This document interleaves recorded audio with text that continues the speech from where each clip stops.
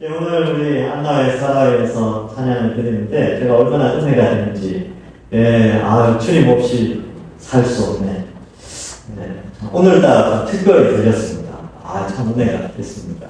또 이렇게 피곤한 저녁 시간인데 올라오셔서 또 찬양 준비하시고 찬양하신다고 수고하셨습니다. 감사합니다.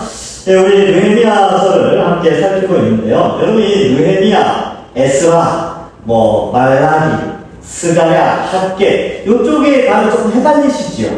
그래서 오늘은 약간 역사 공부를 앞부분에 잠깐 하고 오늘 본문을 살펴보도록 하겠습니다.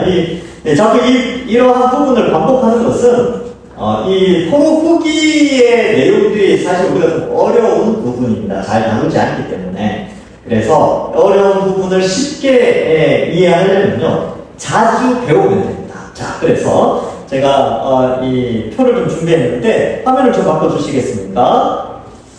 자, 여기 보시면 여러분 포로 후기죠. 포로에서 언제 돌아왔냐면 고레스 원년에 돌아오게 됩니다. 그래서 이 BC 536년인데 우리나라로 치면 고조선 시대입니다. 고조선 시대. 그때인데 고레스 원년에 1차 포로 귀환이 있고 2차 포로는요 78년 후에 일어나게 됩니다. 그래서 78년 후에 2차 포로 귀환이 BC 458년인데 요 사이에 많은 일들이 일어나요. 1차와 2차 포로 사이에 다리오 왕이라는 사람이 등극하게 되는데 이 다리오는 다니엘서에 나오는 다니엘이 사자굴에 들어갈 때 그때 바벨론 왕이 다리오였는데 이 다리오는 그 다니엘 시대 때 다리오는 고레스 왕의 장인어른이에요. 그분은 이제 그 다리오는 메데 왕이고요. 고레스 왕의 사위 이름도 다리오예요. 그 사위가 이 다리오 하이스타스테스. 그래서 앞에 나오는 다리오가 구분하게 됐어요. 일부러 써놨습니다. 이 사람이 이제 BC 522년에 등극을 하게 되고 2년 후에 다리오 왕 2년 학개와 스가랴가 활동을 하면서 성전을 짓게 됩니다. 근데 여기 보면 여러분 여기 2년이냐 3년이냐 이런 논란이 있는데 성경에 나오는 것은 페르시아력이든지 유대력이든지 오늘날의 양력이든지 우리가 어쨌든 연대를 계산할 때는 조금씩 차이가 있어요. 그래서 1년 혹은 2년. 고레스 원년을 BC 536년으로 하고 우리는 일반적으로 아는데 또 어떤 책에 보면 537년 이렇게 표현하는 데도 있어요. 왜 그러냐 하면 앞서 말씀드린 대로 페르시아력, 로마력, 양력이죠. 그 다음에 유대력, 이런 것들이 막 섞이고 짝꿍되니까, 여기에 해가 넘어가는 게 좀 달라서 그렇습니다.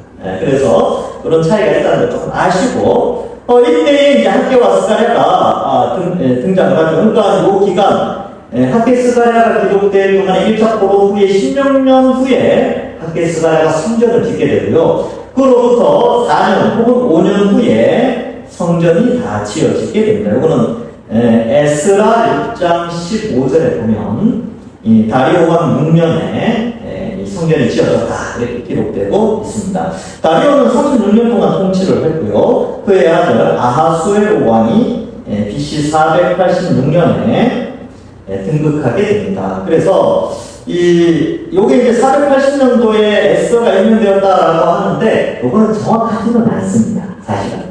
네, 이제 어떤 책에 이렇게 기록되어 있으니까 아까 봤는데, 근데 이제 BC 480년에 무슨 일이 있었냐면, 다리오 왕이 3차 페르시아 전쟁을 일으키게 됩니다. 그래서 영화 300에 보면 스파르타랑 싸우는 왕이 등장하는데 그 왕이 사실은 이 아하수에로 왕입니다. 이 역사적인 이름으로는 크세르크세스라고 되어져 있지요. 그래서 이 크세르크세스 왕 아하수에로 왕이 이 에스더를 임명하여서 왕비로 삼게 되고요. 이제 나중에 이 아닥사스다 그의 아들 중에 아닥사스다라는 이 아들이 등극을 하게 됩니다. 한문명으로는 아르타크세르크세스 1세 이렇게 됩니다. 그가 등극하고 7년째 5월달에 에스라 7장 8절에 보면 에스라를 포함하여 2차 포로 귀환이 일어나게 됩니다. 이 아닥사스다 왕은요 유대인들에게 대해서 굉장히 우호적입니다. 아마 선대 이 아하스웨로 크세르크세스 시대에 모르드게가 이 중앙 정부에 들어가면서부터 유대인에 대한 인식이 굉장히 좋아진 걸로 학자들은 그렇게 보고 있습니다. 그래서 아들이었던 아닥사스다 왕은 유대인에 대해서 굉장히 우호적이었고 또 그로 말미암아 에스라를 포함하여 1차 포로 나중에 이제 또 한 13년 후에 한 13년의 기간이 있죠. 이 느헤미야를 보고 총독으로 보내게 됩니다. 이런 배경이 있고, 그러니까 이제 BC 444년 이렇게 되어져 있지요. 아닥사스다 왕 제20년인데, 뭐 연도는 1년 정도는 차이 나는데, 그거는 아까 말씀드린 그런 차이가 있다는 것 아시고, 1차 포로기한 후에 92년 후에 3차 포로가 일어나죠. 그러니까 1차 포로기한하고 78년 후에 2차 포로기한, 그리고 그로부터 1차로부터 92년, 거의 100년 가까이 후에 3차 포로기한이 일어나게 됩니다. 그래서 이러한 것들을 좀 알고, 여기 보시면 이제 성경이 어떻게 흘러가는지 우리가 알 수가 있겠죠. 그래서 사실 학계나 스가랴는 구약성은 저 뒤편에 있으니까 앞에 나왔던 느헤미야나 에스라보다는 더 뒤에 사람이 아닌가 이렇게 생각하시는데 아니죠? 에스라나 느헤미야가 훨씬 앞에 있었던 사람이라는 것을 또한 알 수가 있습니다. 그리고 세계사와 연결되어져서 이 성경의 내용이 세계사를 통하여서 사실이었다는 것이 더 명확하게 드러나게 됩니다. 그래서 고고학에서 여러 가지 문서들이나 고고학 유물들이 발견되면 발견될수록 성경에 기록된 것들이 계속 진실하다, 참여라는 것이 계속 나타나게 됩니다. 화면을 바꿔주시고요. 자, 이제 느헤미야가 이 3차 포로 귀환을 통하여서 예루살렘에 오게 되는데, 느헤미야가 오게 된 것은요, 그게 목적이 있었습니다. 그는 바로 예루살렘의 성벽과 성문이 불타고 무너졌다는 것과 그로 말미암아 하나님의 백성들이 신앙적으로 제대로 서 있지 않다는 것을 들었어요. 그래서 너무 가슴 아파하는 가운데 이 아닥사스다 왕의 술관원이었죠. 거의 아닥사스다 왕의 목숨줄을 붙잡고 있는 사람입니다. 우리 조선시대 때로 말하면 일종의 기이상궁처럼 음식에 독이 있는지 없는지 하는 사람이에요. 그러니까 왕이 그에게 생명을 맡길 정도로 아주 신실한 왕의 바로 최측근, 이제 그 어떻게 보면 이제 가장 출세할 수 있는 최고의 자리까지 올라갔음에도 불구하고 저 멀리 왕으로부터 멀리 떨어진 유다의 총독으로 보내어지게 되는데, 좌천된 것이 아니라 오히려 그것이 하나님을 가까이 하는 그에게는 더 나은 출세의 길이었다. 이런 것들도 이제 우리가 한번 살펴봤었죠. 자, 그래서 이제 와서 보니까 이 성벽은 다 무너져 있고 성문은 불타 있었죠. 그래서 이 성벽을 지으려고 하는데 방해하는 사람들이 있었습니다. 이 산발락과 도비야, 북쪽과 뭐 동쪽과 남쪽에 있는 여러 세력들이 막 방해를 하게 되지요.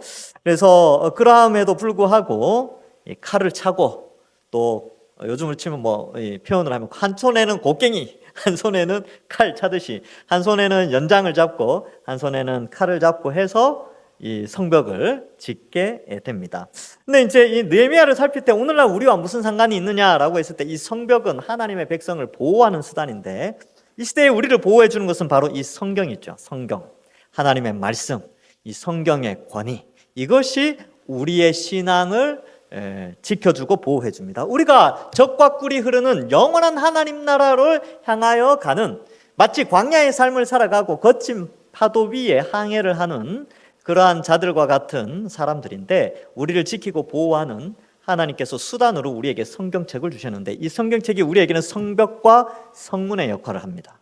이 내용이 우리를 보호해 주죠. 근데 오늘날 어떻습니까? 많이 무너져 있다 그랬죠. 사람들이 성경은 안 읽고, 또 성경을 왜곡하고 성경의 일부를 무너뜨리고, 수많은 이단들과 거짓 사상들이 교회 안에 들어오게 되고, 또 막 이렇게 성경을 무시하고 하나님의 권위로 하나님이 인간을 통하여 쓰신 이 내용을 부정하게 만드는 그런 시대에 우리가 살고 있는데, 이럴 때 우리는 이 성벽을 세워야 된다. 말씀을 바로 세우는 것이 이 시대에 우리에게 적용이 되어진다라는 것을 지난 시간까지 살펴보았습니다. 그리고 이 지난 시간에는 이 성벽을 짓는데 이 가난한 가운데 있었죠. 근데 상황은 가난함인데 가난함이 문제가 되지 않았습니다. 형제를 사랑하지 않으며 율법을 어기는 문제가 발생하게 된 것이죠. 여러분, 가난하면 같이 극복하면 돼요. 그러면 전혀 원망할 일이 없습니다. 그죠? 그런데 가난한데 하나님의 법을 지키지 않고 착취를 하는 문제 때문에 말씀도 어기고 하나님의 말씀도 어기고 이웃 사랑을 하는 말씀까지 어기게 되는 그런 상황이 발생하게 되는 것이었죠. 그래서 가난을 원망하는 게 아니라 가난으로 말미암아 형제를 사랑하지 않고 말씀을 어기는 다른 유다의 백성들을 향하여 원망이 일어나게 되었고, 주로 그 원망의 대상들은 이제 민장들, 귀족들이었죠. 땅을 가지고 있는 그러한 부유한 사람들이었습니다. 이러한 가운데 어떤 결정을 내렸습니까? 느헤미야가 이자 받지 마라. 그죠? 율법에 이자 받으면 안 된다라고 돼 있어요. 그래서 지난주 기억나십니까? 성도들 간에 돈 빌려주면 안 된다. 돈을 빌려줄 때는 이자를 받아서는 안 된다. 그리고 빌려줄 때는 못 받을 수 있다는 생각을 가지고 빌려줘야 되고, 빌린 사람은 반드시 갚아야 된다. 이것은 하나님 앞에서 결정하는 것이고, 이러한 것들을 지키지 않는 자들은 옷을 탁 털어버리듯이 하나님 앞에서 빈털터리가 되는 빈손이 되어질 것이다 라고 제사장 앞에서 맹세하는 장면도 나왔습니다. 그래서 여러분, 누군가에게 이자 받고 돈 빌려준 적이 있습니까? 예수 믿는 사람들, 특히 교회 안에서 이자를 돌려줄 수 있으면 돌려주십시오. 여기에서는 이자를 다 돌려줬어요. 그리고 혹 도저히 돌려줄 상황이 안 되면 앞으로는 이자를 받지 마십시오. 그렇게 하는 거죠. 그리고 돈을 빌리지 마세요. 왜냐하면 사실은 돈을 성도들에게 빌릴 정도면 갚을 수 있는 능력이 없다는 거예요. 은행에서도 안 빌려준다는 것은 우리의 신용에 문제가 생기기 때문에 우리가 도저히 갚을 수 없는데 빌린다는 것은 문제가 되죠. 그럴 때는 어떻게 하느냐? 교회의 도움을 요청하셔야 됩니다. 교회에 이런 어려움이 있습니다.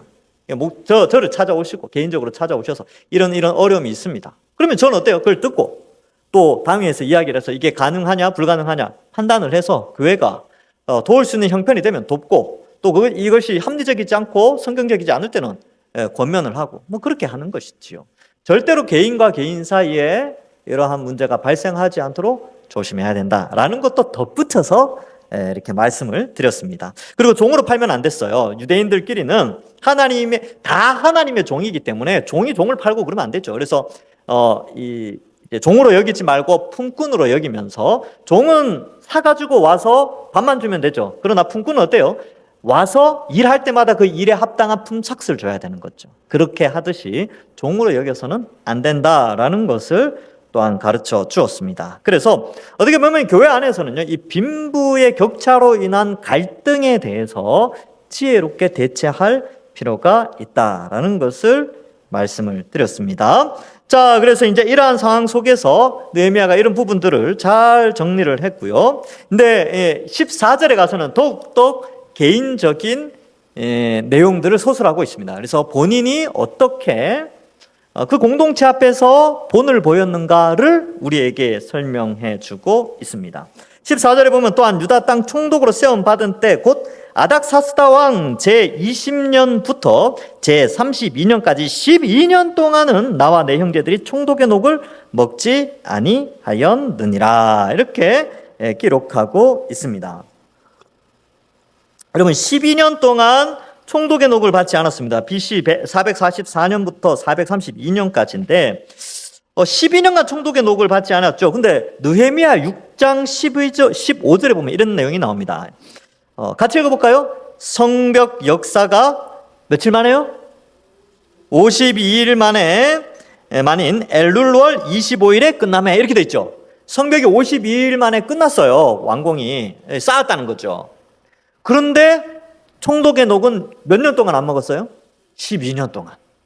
그러니까 이게 무슨 의미냐 하면, 이 눈에 보이는 성벽을 건축하는 것은 빨리 끝났지만 이 가난의 문제나 이 착취의 문제에 있어서는 느헤미야가 이 형편들을 보면서 본인이 누릴 수 있는 혜택들을 절제해 나갔다는 것을 알 수가 있습니다. 이것은 단순히 이제 그 총독의 사례의 문제가 아니라 착취의 문제에 있어서 본인은 착취하지 않았다라는 것을 강조하는 것이죠. 물론 뒤에 가면 그가 어떻게 먹고 사는 문제에 대해서는 설명을 하고 있습니다. 그러나 총독이 과하게 착취하는 문제에 있어서는 하지 않는다는 것이죠. 물론 앞에서도 이자 받는 것을 멈췄습니다. 이러한 것들을 볼 때에 그가 솔선수범하여서 가난의 시대가 12년간, 어떻게 보면 이제 이 12년 동안 가난의 문제가 이 유다 가운데 있었기 때문에 이러한 본을 보인 것이지요. 그래서 필요 이상의 부를 쌓는 것을 절제하였습니다. 왜냐하면 모두가 힘들었거든요. 한 가족으로 여겼기 때문에. 그리고 자신의 부함을 나누어 주는 그런 여유도 있었을 것입니다. 그리고 특별히 총독의 녹은, 이게 총독의 녹을 받지 않았잖아요. 근데 이 왜 녹을 받지 않았냐면 총독의 녹은 세금으로 주는 겁니다. 맞죠? 공무원 월급 어디서 나옵니까? 국민 세금에서 나오잖아요. 그죠? 근데 총독의 녹을 받지 않았다는 것은 세금을 경감하는 효과를 가지고 왔습니다. 왜냐하면 느헤미야 5장 4절에 이런 말씀이 나와요. 어떤 사람은 말하기를 우리는 밭과 포도원으로 돈을 빚내서 왕에게 세금을 바쳤도다, 이렇게 돼 있죠. 왕에게 세금을 바치고 일부는 총독에게 주어지고 여러 이제 공무를 보는 사람들에게 주어지기 때문에 이 세금 경감을 목적으로 해서 총독의 녹을 받지 않는 그러한 모습도 보여주게 됩니다. 그래서 과도한 세금을 내지 않도록 그의 백성들을 배려한 것이죠. 그래서 다스리는 자의 이 리더십에서 이 다스림과 함께 이 느헤미야는 총독으로서 그 관할 구역들을 잘 다스려야 되죠. 그럼에도 불구하고 그는 그 지역 안에 있는 유다 사람들, 하나님의 백성들을 위하여 섬김의 본도 함께 보여준 것을 나타내고 있습니다. 이것이 12년 동안 지속되었다는 것을 보여주고 있지요. 그래서 이 착취의 문제를 해결하기 위하여서 본인이 먼저 솔선수범하였기 때문에 그의 밑에 있었던 많은 민장들과 귀족들, 나머지 하급 공무원들까지도 이런 느헤미야의 본을 본받아서 이자를 받는 행위, 종으로 삼는 행위, 착취하는 행위, 세금을 과도하게 걷는 행위, 이러한 것들을 행하지 않게 되는 것입니다. 그래서 여러분 이 느헤미야가 이렇게 한 것은 바로 하나님의 말씀을 순종했기 때문에 그래요.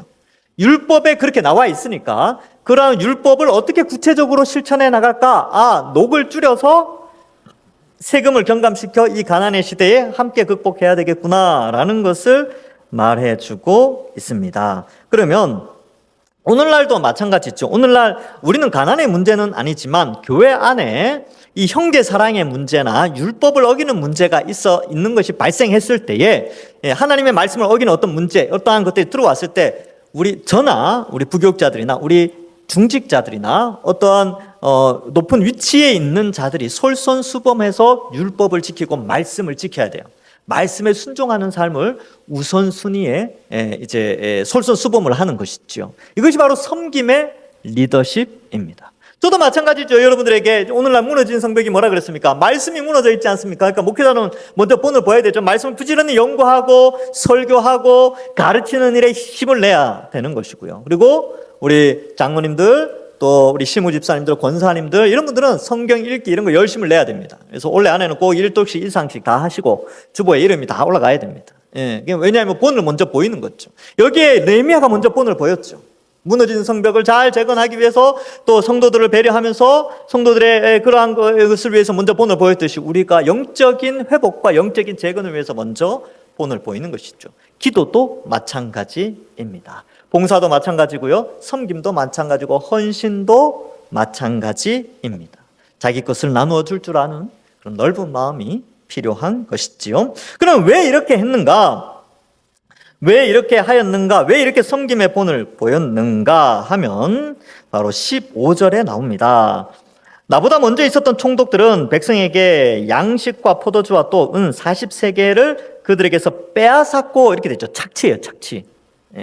권력을 통하여서 착취하는 거죠. 그래서 이 권력자들은 이 국민을 쥐어짜가지고 자기 부를 자기의 부를 세워서는 안 됩니다. 이건 이제 아주 이렇게 나쁜 것이죠. 근데 이 사람들은 양식과 포도주 은 40세겔 그들을 그것을 이제 빼앗았죠. 또한 그들의 종자들도, 그러니까 당연히 이제 윗머리가 그렇게 하고 있는 거고 밑에 사람들도 백성을 압제하였죠. 압제하였으나 나는 하나님을 경외함으로 이같이 행하지 아니하고, 이렇게 되어 있죠. 그래서 충분히 그렇게 할 수 있죠. 왜냐하면 그런 권력이 있으니까. 근데 그 권력을 오남용하지 않고 오히려 섬기는 권력으로 바꾸어 버리죠. 왜 그랬을까? 왜? 하나님을 경외하기 때문에 그렇습니다.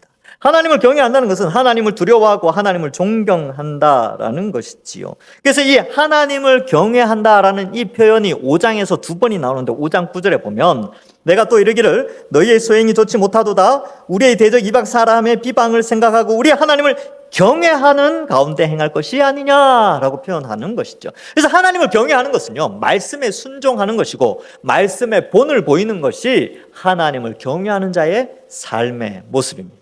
제가 정말 하나님을 경외한다면 말씀에 순종하는 것이죠. 그러면 여기에 본문에서의 말씀의 순종은 뭐냐면 결국은 하나님을 경외한다는 것은 하나님을 사랑하는 것과 하나님에 대한 믿음이 있다는 것인데, 그 믿음이 있고 하나님을 사랑하는 자는 반드시 이웃 사랑으로 나타나야 됩니다. 하나님 사랑과 이웃 사랑은 분리되는 것이 아니라 이것은 마치 붙어가는 동전의 양면처럼 반드시 붙어 있는 그런 것이죠. 그래서 하나님을 사랑한다면, 우리 모두가 정말 믿음이 있다면 이웃을 사랑하고 이웃을 불쌍히 여기고 그 이웃을 위하여 하나님을 경외함으로 먼저 본을 보이는, 그 사랑의 본을 보이는 것이 하나님을 경외하는 자의 모습입니다. 그래서 여러분, 우리가 정말로 하나님을 경외하는 삶을 살기를 원한다면 믿음에 합당한 삶을 살면서 이웃을 사랑해야 돼요. 우리 좌우에 계신 분들을 사랑해야 된답니다. 성경은 그렇게 우리에게 요구하고 있어요. 서로 사랑하라고. 사랑할 어떤 조건이 많지는 않죠. 우리가 이렇게 사랑스러운 존재가 아닐 수도 있어요. 그런데 십자가를 바라보는 것이죠. 나를 위하여 예수님이 십자가에 달려 죽으셔서 그 엄청난 희생을 하신 것처럼 우리 좌우에 계신 우리 성도들, 우리 하나님의 백성들, 이들을, 우리를 구원하시기 위하여 예수님이 보혈의 피를 흘려주셔서 건져주셨단 말이죠. 그만큼 값진 존재들이니까 귀하게 여기고 사랑할 의무가 우리에게 있는 것입니다. 그것이 바로 하나님을 믿고 경외하는 자의 삶의 모습이죠. 그래서 신약에 가면요, 너희 믿음과 사랑을 나도 듣고 뭐 이런 표현들이 많이 나와요. 믿음과 사랑은 함께하기 때문에 그렇습니다. 그래서 교회 안에서는요, 누군가 미워하는 사람이 있습니까? 누가 좀 나랑 안 맞아요? 그럴 수 있죠. 그러나 그때마다 십자가를 생각해야 됩니다. 예수님의 십자가를 생각하면서 미움의 마음이 아니라 긍휼히 여기고 불쌍히 여기는 마음, 또 그 한 형제 자매로서 빨리 푸는 그런 마음들이 우리에게 있어야 되죠. 그래서 이러한 원리로 이 하나님을 경외하는 것은 이웃 사랑으로 나타나고 그 이웃 사랑에 대한 실천을 느헤미야는 이렇게 했다는 겁니다. 녹을 받지 않고 또 배려해주고 세금 감면 혜택도 주고 막 그랬다는 것이죠. 가난한 자들을 위해서 그렇게 했습니다. 그러면 상대적으로요, 부유한 자들은 옛날만큼 그렇게 많은 것을 가질 수 있는 상황은 아니었어요. 근데 부유한 자들이 가난한 자들을 배려하는 것이죠. 이것이 바로 하나님 백성, 하나님 나라의 백성의 모습입니다. 자, 그래 이전 총독들은 아주 이렇게 참 이렇게 안 좋았어요. 자, 그래서 16절에 보면 느헤미야는 어떻게 했느냐? 도리어 하나님을 경외했기 때문에 이 성벽 공사에 힘을 다하였다 이렇게 표현합니다. 느헤미야가 이 성벽 공사를 하는데 엄청난 힘을 이렇게 쏟았다는 것을 알 수 있습니다. 아마 52일 동안은 밤에 잠도 제대로 못 잤을 것 같아요. 막 신경 쓰고 막 이렇게 하고, 왜냐하면 이제 이렇게 사마리아 군대가 저 멀리 있고 막 그죠, 이렇게 주변에서 다른 나라들도 사마리아와 협력해서 막 유다를 공격하려고 하고, 그러니까 얼마나 스트레스 받았겠습니까? 그래서 힘을 다했죠. 머리를 짜냈을 겁니다. 성벽 공사에 힘을 다하였고요. 그래서 다른 백성들도 마찬가지였죠. 이 성벽을 빨리 짓기 위해서 자기의 삶을 잠시 내려두고 성벽을 지었어요. 의식주 문제를 잠시 포기하고 성벽 짓는 일에 힘을 썼던 것처럼 느헤미야 역시 다른 백성들과 같이 자신의 의식주를 생각하지 않고 함께 이 비전을 공유하면서 애를 썼다는 것을 보여줍니다. 리더가 모범을 보인 것이지요. 그 다음에 땅을 사지 않았다 이렇게 표현이 하죠. 여러분, 이 표현이 참 중요한데, 여러분 경제가 어려우면 땅을 가진 사람들이, 이렇게 어려움에 처한 사람들이 제일 먼저 하는 것이 땅을 파는 거, 자기 있는 걸 파는 거죠. 그죠? 그래서 땅을 팔죠. 집을 팔고 포도원 팔고 나중에 이제 자식들까지 이게 종으로 막 파는 그런 상황이 있는데, 부유한 자들이 땅을 사지 않았어요. 왜 그랬을까요? 땅을 사지 않고 이자를 받지 않고 돈을 빌려주는.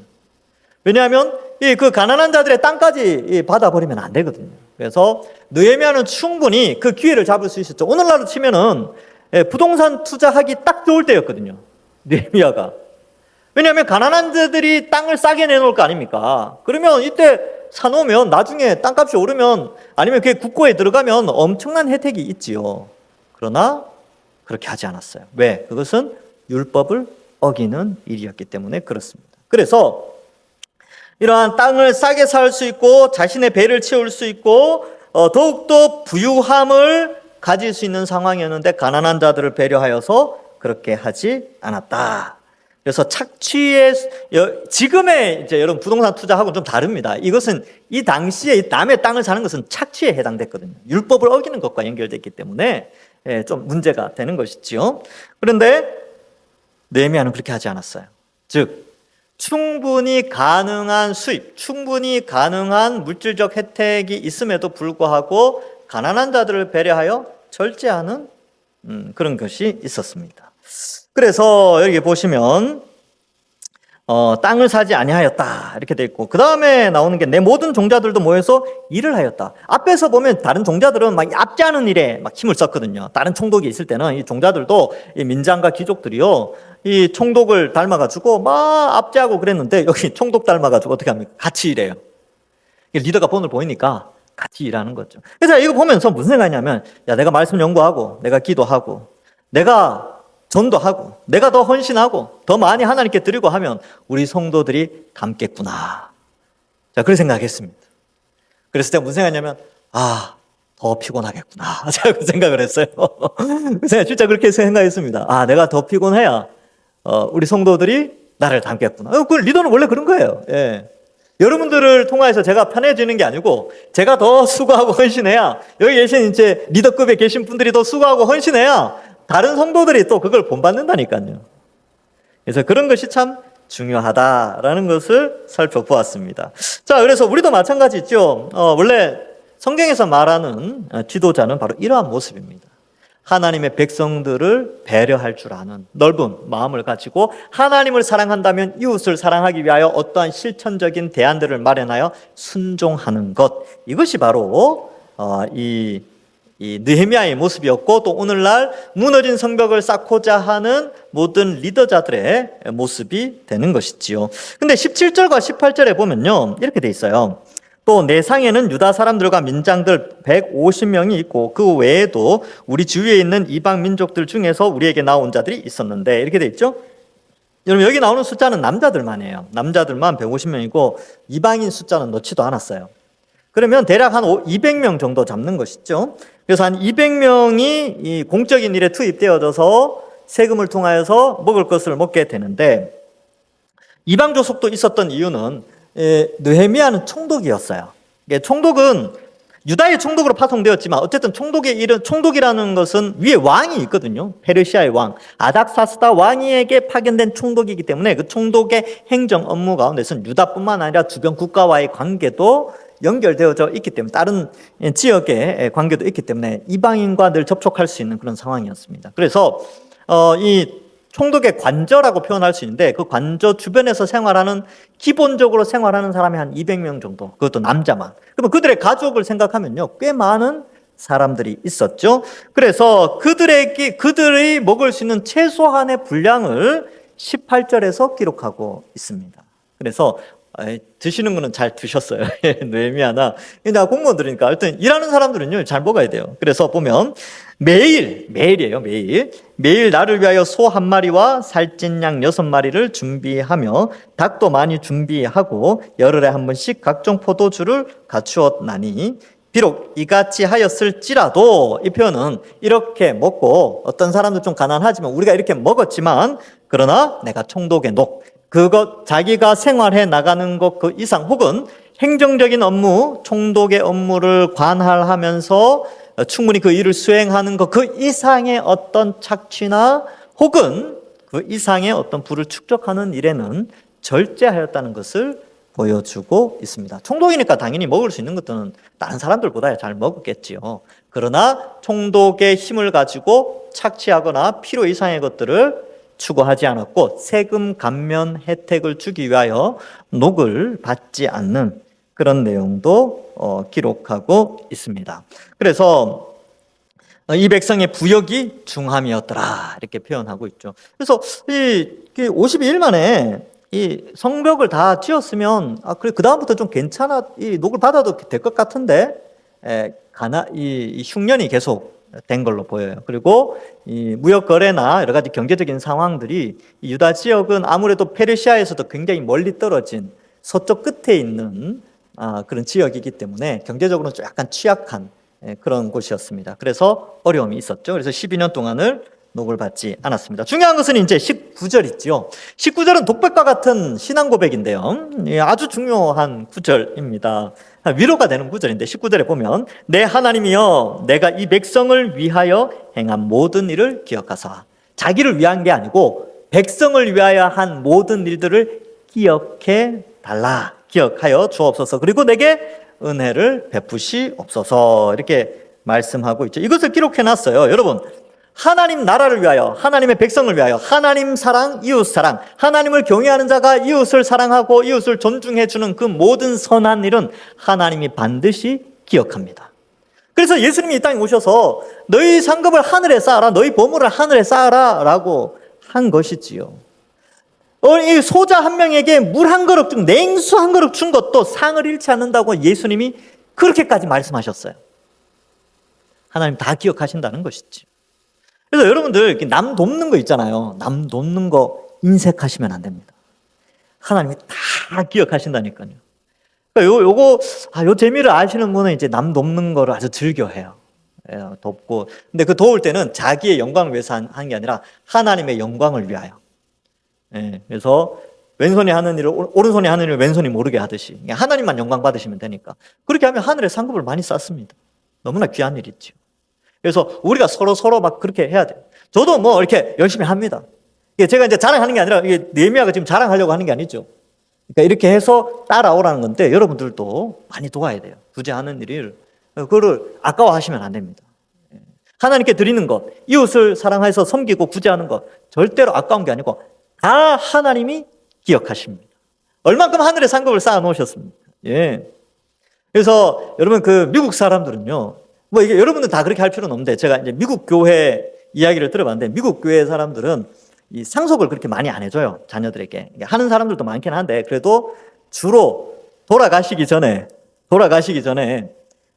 이제 곧 주님 만나면 내가 이게 어떻게 해야 되나? 내가 이때까지 구제한 것도 없고 나만을 위해서 살았는데 주를 위해서 재산을 기부한다든지 재산의 절반을 기부한다든지 막 그러한 문화가 좀 있어요. 그래서 미국은 기부 문화가 굉장히 있잖아요. 그게 왜 그러냐면 이 성경적 바탕 때문에 그렇습니다. 자, 그래서 우리야 뭐 이제 평소에 늘 자주 하면 되는 것이지요. 자녀들한테 줄 수 있는 거 주십시오. 괜찮습니다. 그러나 주를 위해서도 가난한 자들을 위해서 이 섬기는 모든 것들은 하나님이 반드시 기억합니다. 그래서 저도 그걸 알기 때문에 저도 뭐 집사람하고 같이 막 열심히 이렇게 하고 있어요. 즐겁습니다. 남을 돕는 건 너무 행복한 일이에요. 자, 그렇게 하면 하나님께서 은혜를 베푸시는데 기억하시고 칭찬과 영광과 존귀를 우리에게 허락해 주십니다. 느헤미야 보십시오. 지금 벌써 2000 몇 년 동안 좋은 사람으로 이렇게 명예롭게 기억되고 있지 않습니까? 지금 또 그 영원히 하나님과 함께 있을 텐데 또 얼마나 그 칭찬과 영광과 존귀를 아직도 누리고 있을 거 아닙니까? 느헤미야는.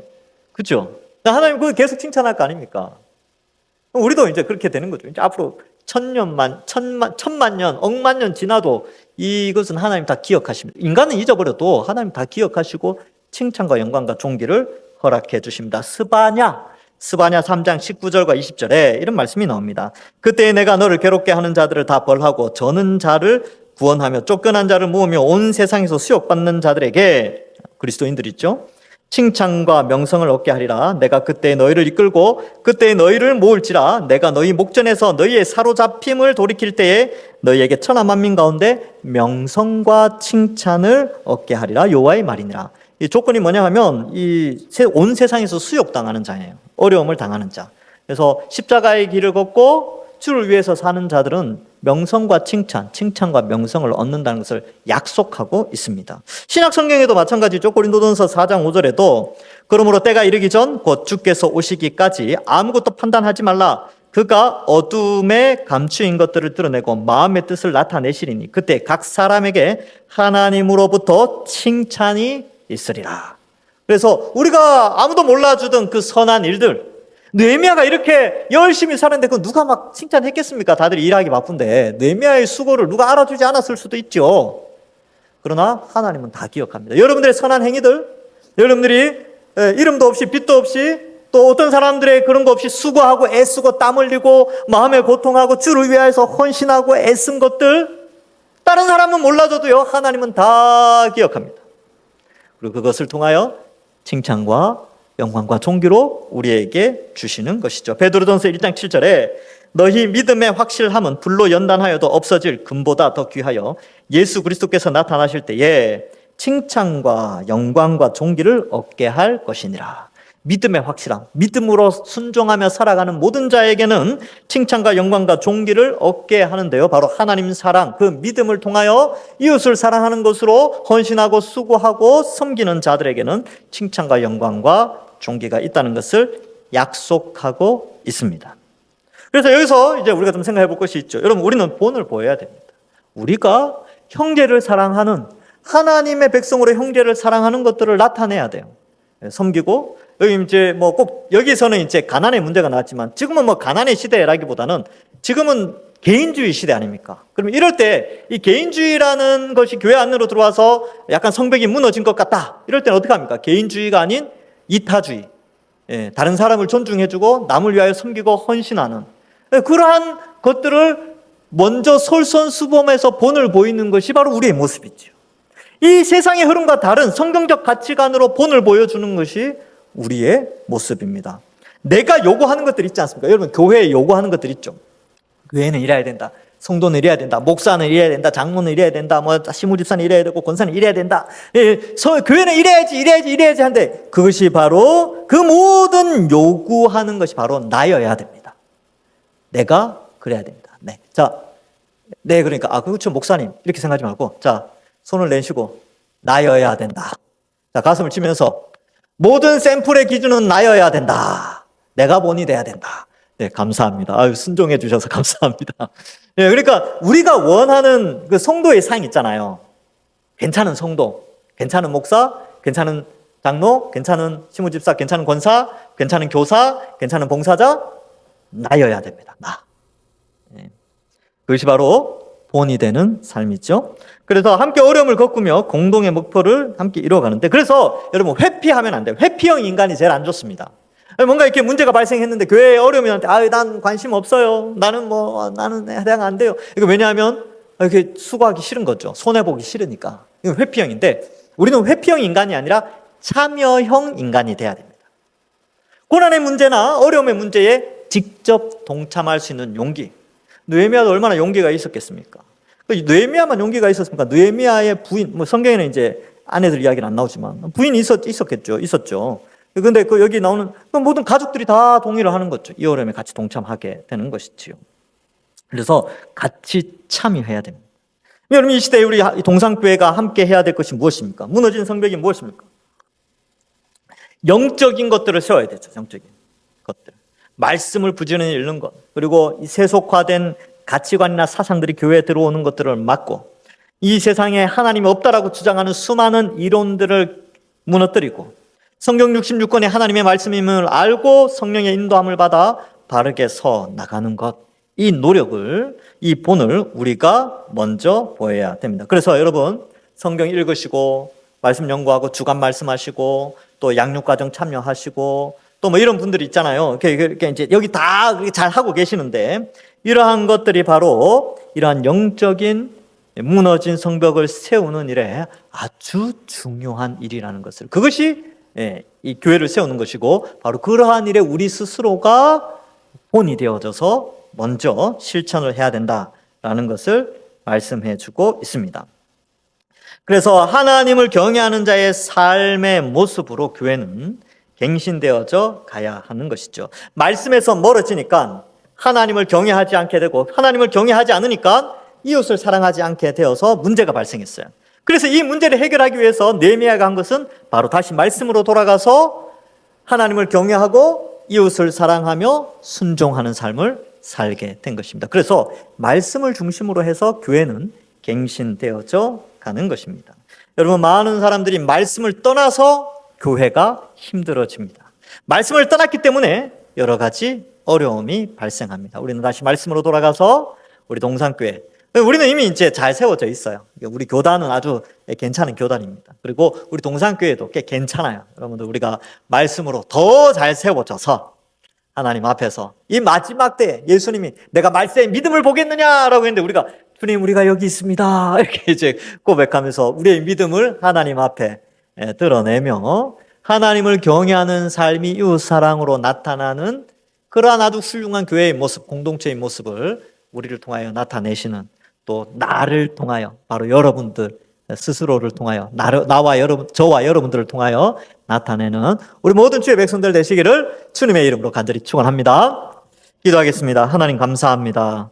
하나님을 경외하는 자는 이웃을 사랑하고 말씀을 가까이 할 때 하나님을 경외하고 이웃을 사랑하는 것을 실천할 수 있음을 또한 다시 배우게 하여 주시니 감사합니다. 하나님 말씀이 점점 멀어지는 시대, 말씀을 멀리하는 시대, 너무나 바쁘다고, 너무나 삶이 팍팍하다고 힘들어하는 이 시대에 우리가 말씀으로 돌아가 말씀을 다시 읽게 하시고 또 이 말씀에 순종하여 하나님을 경외하며 이웃을 사랑하는 이러한 삶을 우리가 온전히 살아갈 수 있도록 축복하여 주옵소서. 우리 자신들이 먼저 본을 보여서 우리 다음 세대들 또 교회 안에 믿음이 연약한 자들에게 좋은 본을 보여서 하나님께 영광 돌리는 우리들 되게 하여 주옵소서. 감사드리옵고 예수님의 이름으로 기도하옵나이다.